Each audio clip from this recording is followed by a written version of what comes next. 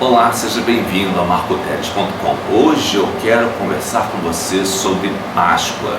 Eu vou estar trazendo a você hoje uma mensagem de Páscoa que estou pregando neste momento em que o vídeo está indo ao ar, também numa igreja batista agora. E eu quero que você medite comigo sobre o texto que fala da última ceia de Jesus, que fala sobre o que Jesus fez por nós e como isso aconteceu, e além disso, os tipos de ensinamentos que podemos tirar dessa palavra. Qual o ensinamento que Jesus tem para nós durante a última ceia? O texto que nós vamos usar está em Mateus 26, versículos 17 até o versículo 30.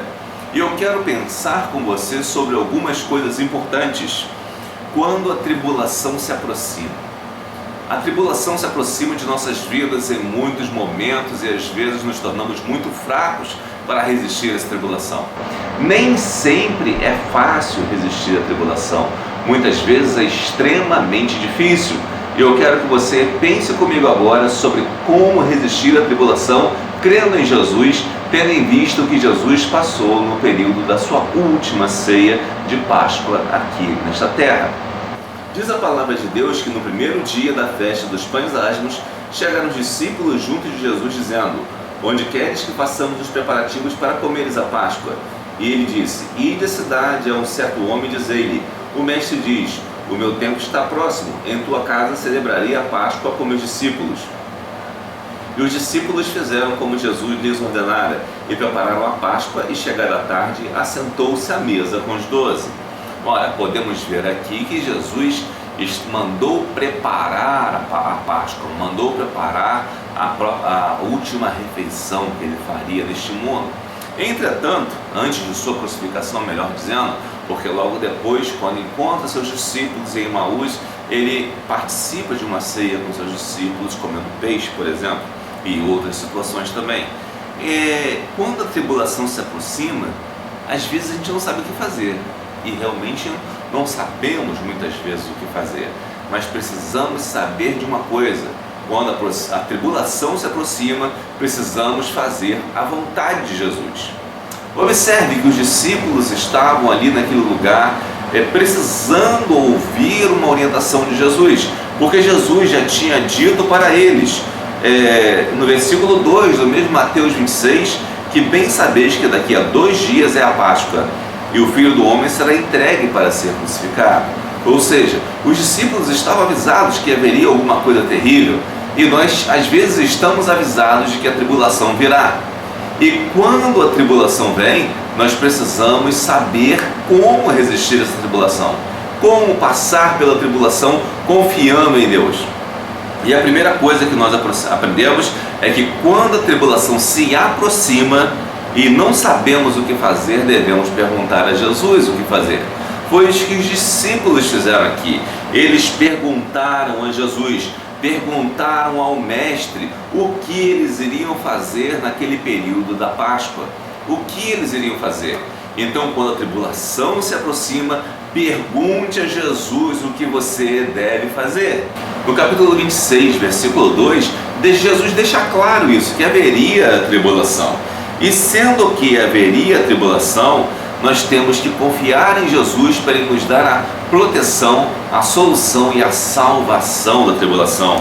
E ainda, quando a tribulação se aproxima, devemos fazer o que Jesus nos orienta, devemos pedir orientação a Jesus, pois a fé ela pode ser guiada cegamente.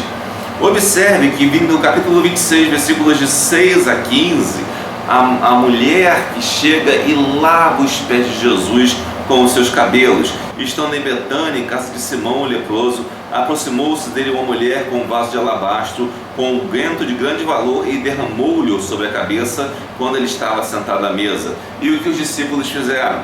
E os seus discípulos, vendo isso, indignaram-se, dizendo: por que este desperdício?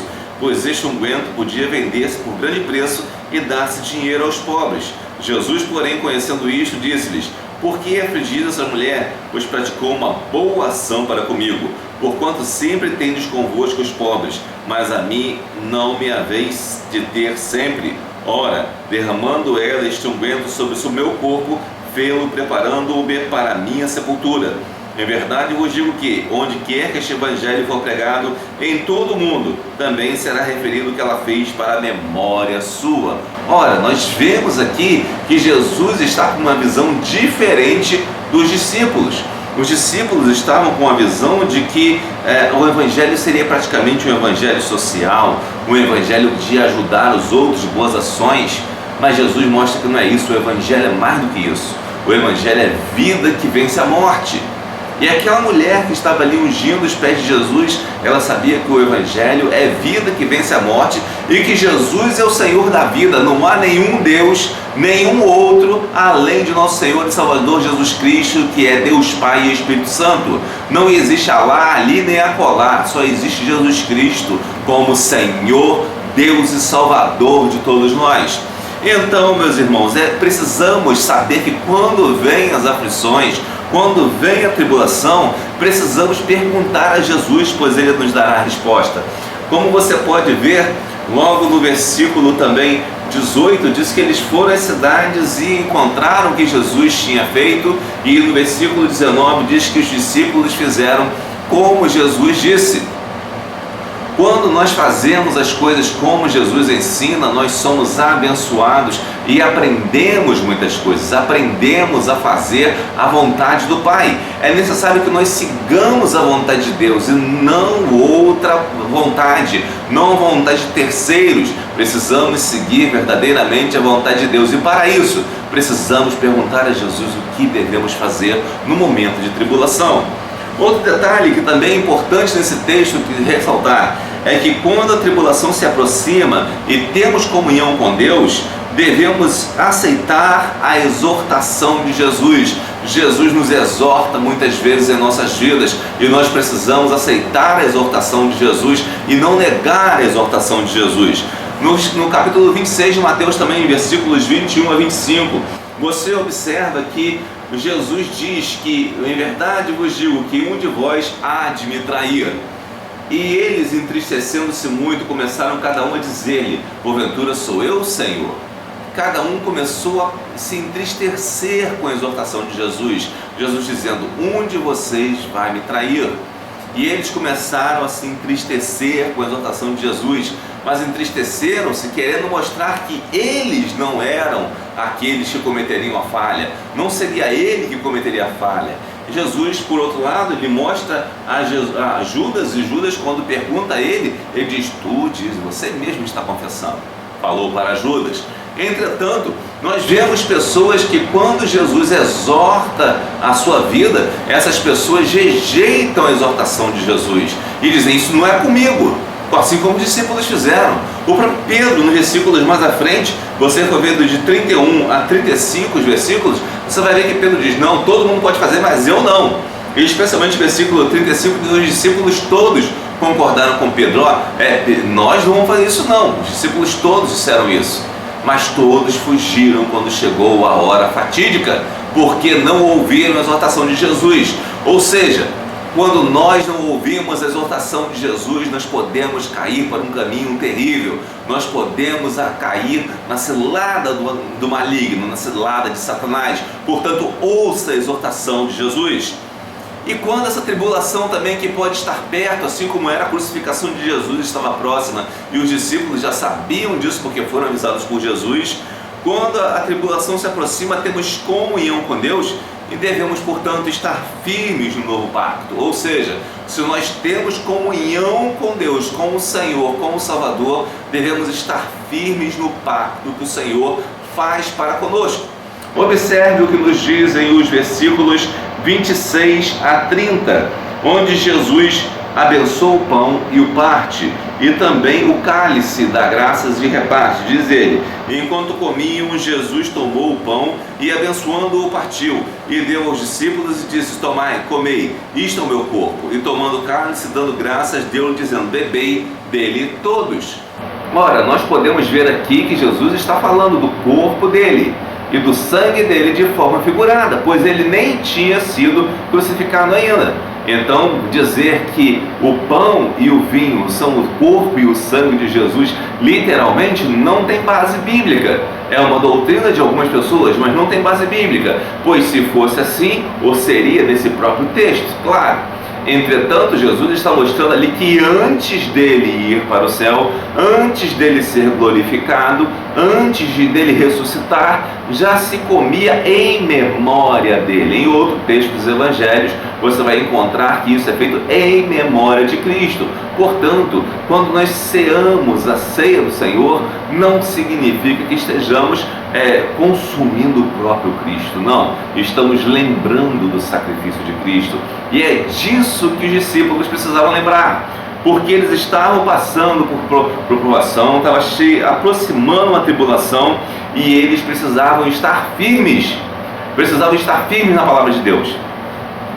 Quando participamos da ceia do Senhor durante todo o ano e não somente no período de Páscoa, como alguns o fazem, nós participamos da ceia do Senhor para continuarmos firmes no Senhor.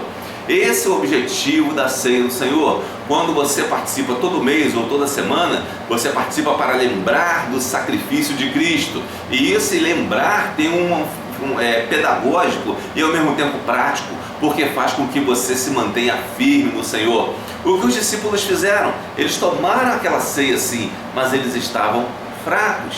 Eles não estavam, na verdade, firmes adequadamente. Eles não estavam prontos para suportar a tribulação. E Deus diz que precisamos estar prontos para suportar a tribulação em qualquer situação, se temos a fé em Jesus. Portanto, o que a Páscoa nos ensina, o que esse período de Páscoa nos ensina? Ensina que devemos estar prontos para vencer a tribulação em nome de Jesus. Jesus tem algo melhor para você. Jesus quer que você vença a tribulação conhecendo a verdade, conhecendo o amor dele para a sua vida. Jesus quer que você tenha comunhão com ele. Jesus quer que você ouça quando ele faz também a sua exortação para a sua vida, pois assim você será abençoado por Deus. Portanto, não se deixe enganar por qualquer outro tipo de artimanha, por falsos deuses, por idolatria ou por qualquer outra coisa que procure te afastar de Jesus. Procure Jesus, aceite-o como Senhor e Salvador. Procure uma igreja evangélica hoje, esteja com Jesus fazendo e vivendo em novidade de vida a vontade do Pai. Esta é a mensagem para hoje e apelo para você. O que você pretende fazer da sua vida? Você precisa mudar a sua vida a cada dia para se tornar mais parecido com Jesus. Mas você quer ser alguém mais parecido com o mundo, inconstante, incerto, sem certeza, sem salvação, ou você quer fazer a vontade de Deus, aceitando a Jesus Cristo como seu Salvador e vivendo uma vida onde Jesus seja o Senhor da sua vida? Esta é a mensagem em marcoteles.com. Que Deus o abençoe rica e abundantemente.